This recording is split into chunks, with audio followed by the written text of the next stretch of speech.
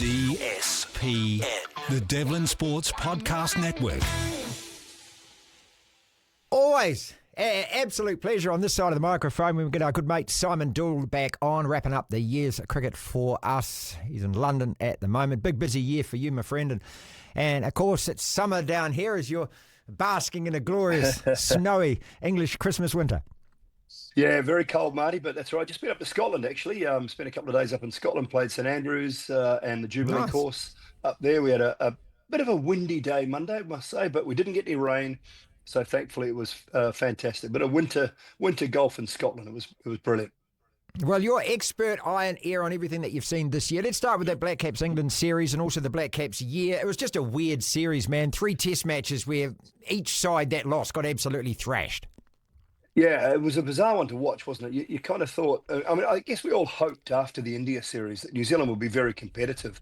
They were just completely bullied out of it and outplayed in the first couple of test matches. Didn't even look likely. There was maybe a moment in the first test match where you thought they had some kind of parity, but it just didn't eventuate, and England kind of bullied them out of it. And I didn't think there was a lot of resolve shown at different times, and it was a tough one to watch because you had high hopes.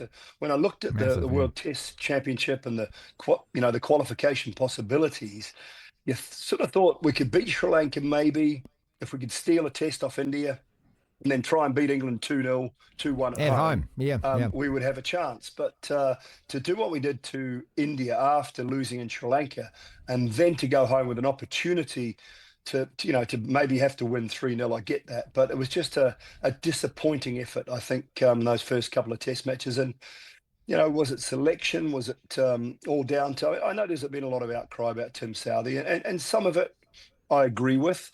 But if you're a player, it is not your fault, that you're getting selected. I think the selectors and the coach have got a big part to play in that.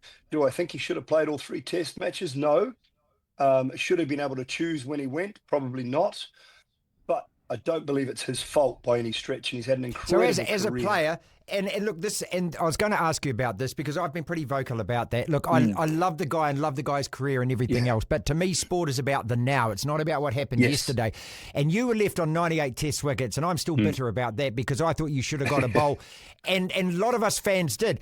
And that wasn't a sympathy bowl. You would have deserved to play that test. But at the same time, it was like, oh, God, that's a really piece of unfinished business. It's not the same, but it's kind of similar. But as a player, you don't care. You just want to play, don't you?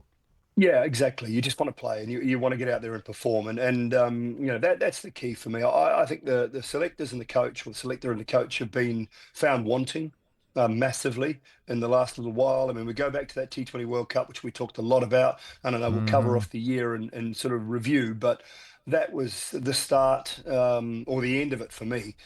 He'd lost the team at that stage when players were going home after the IPL, not going down to the Caribbean. Yeah, having a holiday. I think Gary exactly Stead had right. lost the team at that stage. And, this is just another incident of the fact that you're giving a guy a swan song rather than saying, you know what, I think your time was up a little while ago.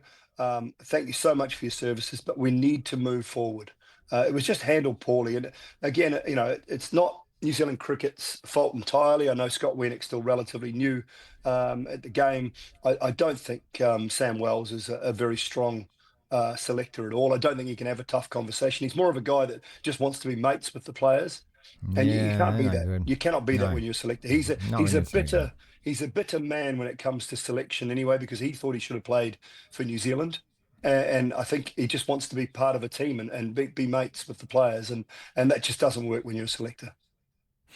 So, the highs and lows, you've just mentioned it there, so we don't have to rake over too much. I mean, obviously the T20 World Cup for me was just thoroughly disappointing. We didn't get a warm-up match organised. And again, that falls back to New Zealand cricket, the administration to me. The high is obviously the Indian thing.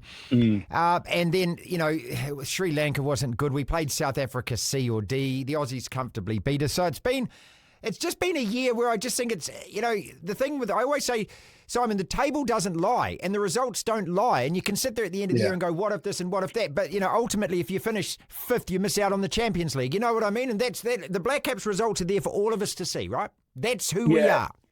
It's kind of where we are, and it's where we're at. And I wonder sometimes too whether, because of what we had at times in that 19 World Cup, post that, pre that, at different times, some of the results we've had, our expectations can be inflated a touch for But that's the good. size. But that's good, Yeah, isn't it? it's a good thing. It's a good thing. But for the size of the country we are, for what we put into the game, for the player pool and the talent pool that we have, I still think we fight very, very well on the international stage. We probably expect more. That was our best, that was our best side in 19, and you're not going to get another side like that for a long, long time, I think. And all those guys were probably in the best form of their careers at Yeah, good call. different stages through that 1920 campaign. So, our expectations can afford to be high after we beat India, and then we go home and produce those two results, which Yeah, sort of drop a turd like that, yeah. it allows for the discontent and the sort of questionable look at the Black Caps, at the outfit, at what's going wrong. Think from the other side though too, Marty. I mean, Brendan McCullum had a bit of a point to prove. Ben Stokes probably had a bit of a point to prove, being back in New Zealand again. And I think there's a little bit to be said about that freedom that they play with. New Zealand should have known what was coming, Yeah, but I think yeah. it rocked them a little bit as well. So when you look back at the year for New Zealand, what's more significant, or is it an unfair question and they're both equal? When you get the T20 World Cup after the White Ferns had lost 10 in a row, and I had Leah Tahu on the program yesterday, and she said, and I love the fact she said, we deserve that criticism, which is good because that's what I want to hear from the players. Yeah. But then they won when it mattered most, and that's what sport is about. And then, we won 3-0 in India. So those are two huge highlights, but around all of those is not a lot else. No, not a lot else. And look, you know, Marty, yourself, and you've talked to Sophie and to Susie Bates as well. And I haven't been the biggest fan of what the White Ferns have done in the last probably 18 months, 2 years. But I was immensely proud of what they were able to do. Same. I was surprised, got to say it. I was surprised that having watched them in England, beaten comfortably in the series here, you weren't sure. But when you turn up to a tournament, it is about each day. Beating India and that given day saw them through to a semi-final, and you've just got to keep winning. And it was an incredible performance. It really was. Yes, unexpected, but I'm not going to say it eclipses the 3-0. Because I think for me that is still New Zealand cricket's men's or women's greatest ever achievement. Yeah, totally, mate, absolutely. But the T20 World Cup for the women this year was not far behind it for me because of what had gone before. I think, and that's if I can stake another big flag in the good that's come out of this year. His name is Will O'Rourke, and when you're watching a dude come thumping in like that, only 8 overs at your favourite ground, mate, and he's bowling 140s, 145s, and then he gets up to 150. That's what we want, isn't it? Shane Bond, welcome back, pal.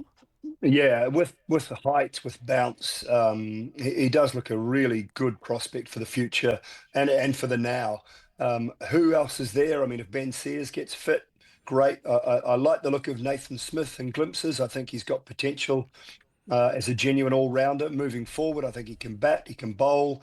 If Kyle Jamieson was able to get fit again, yes, that would be a fairly nice, mate. a fairly nice lineup. Think about O'Rourke, Sears, Jamieson, Henry still, in my book, one of our best bowlers in 50 over cricket and in red ball cricket. So you got some nice backups from that point of view.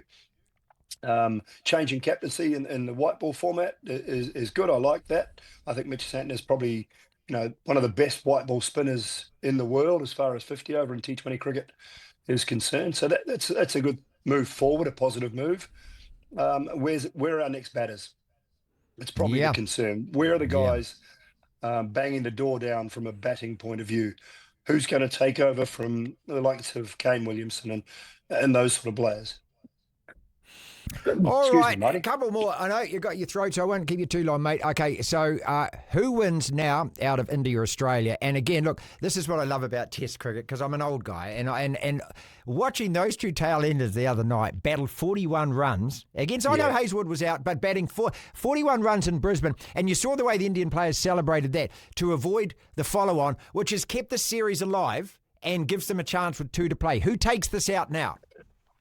Well, India's best chance now is Sydney. They've got the spin bowling attack. If Sydney plays as it has done in recent times, turns a little bit, it's probably their best opportunity. They've got to get through Boxing Day at Melbourne first. If Australia win that, I think India get on the back foot. But Australia also know that they go into Boxing Day having to win. They would have expected to win in Brisbane. Weather obviously played its part there. But they would have expected Brisbane to be a really tough one for them. The real bonus for India is that without a lot of cricket in that Brisbane Test match, Bumrah is going to be rejuvenated. Right. I thought if he'd had to bowl a lot of overs in the first 3 Test matches, I thought he might have struggled a little bit at the back end, but not having to bowl too much and having a really good rest between Test matches, I think it's going to be really beneficial for him and for India. So I've still got Australia winning Melbourne. And if they do that, the pressure lumps fairly and squarely on India. And if Aussie win one more, even if it's a 2-2 draw, I don't think India make that World Test Championship because South Africa are going to be too good. Another year of highlights to look forward to next year. We've got the Women's One Day World Cup and the White Ferns, obviously knowing that they can go to these tournaments and win. We've got to give them a chance, a hell of a chance. And then you've got the Ashes, of course, with the Poms coming down under. Another big year of cricket. Mate, I just got to say thank you so much for everything that you do for us. Love you to bits for it. Congratulations on you're going to have another beautiful little Doully boy running around next year as well, which is a fantastic news as well. Have the very best festive season. Be really safe over New Year. And again, thank you so much, mate. Appreciate you so much. Cheers, Marty. Thank you. And to everyone tuning in back home in New Zealand, all the best for Christmas, New Year, and stay safe. Drink responsibly, as we all should do, and have a great Christmas and New Year. Next time I see you, that barnet will be like this, mate. It should be, mate. Yeah, it should be. Hopefully, it'll improve. DSPN.